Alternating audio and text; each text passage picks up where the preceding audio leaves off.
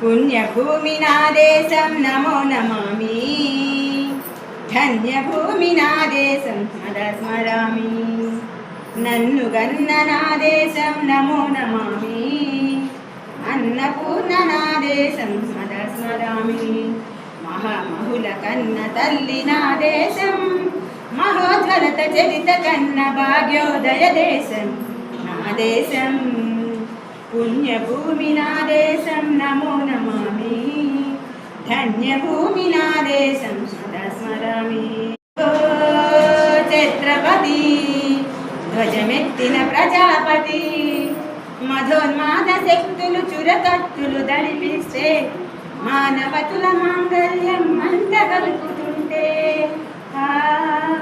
ఆ క్షుద్ర రాజకీయానికి రుద్రవేతుడై లేచి మాతృభూమి నుదుటపై నెత్తుడి తిలకం దిద్దిన మహావీరుడు సార్వభౌముడు.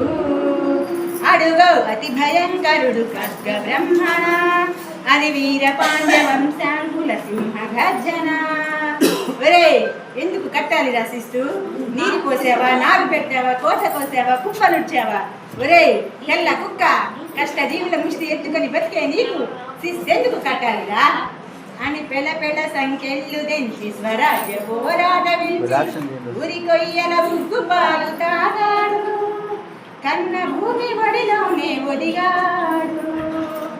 పుణ్యభూమి నా దేశం నమో నమామి, ధన్యభూమి నా దేశం సదా స్మరామి.